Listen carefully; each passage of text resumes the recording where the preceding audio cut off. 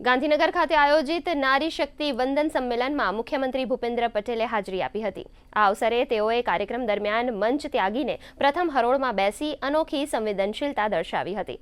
મુખ્યમંત્રીએ જણાવ્યું કે વિકસિત ભારતના નિર્માણ માટે મહિલાઓની ભાગીદારી અનિવાર્ય છે અને નારી શક્તિ વંદન અધિનિયમ દ્વારા હવે પંચાયતથી પાર્લામેન્ટ સુધી બહેનોને યોગ્ય પ્રતિનિધિત્વ મળશે।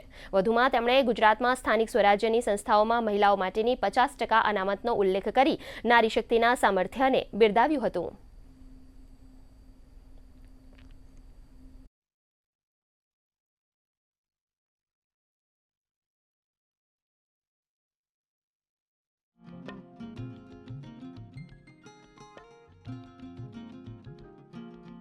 વડાપ્રધાનશ્રીના દ્રષ્ટિવંત નેતૃત્વમાં દેશ આઝાદીના અમૃતકાળમાં વિકસિત ભારત 2047ના ભવ્ય સંકલ્પ સાથે આગળ વધી રહ્યો છે।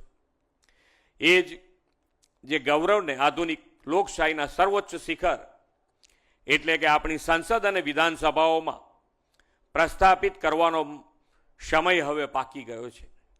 હવે નારી શક્તિ વંદન અધિનિયમના અમલથી રાજ્યોની વિધાનસભાથી લઈને દેશની સાંસદ સુધી મહિલાઓની 33% ભાગીદારીનો એક નવો અધ્યાય શરૂ થવાનો છે। મહિલાઓ નીતિ નિર્ધારણની પ્રક્રિયામાં નિર્ણાયક ભૂમિકા ભજવશે ત્યારે શાસન વ્યવસ્થામાં વધુ સંવેદનશીલતા, પારદર્શિતા અને સંતુલન આવશે।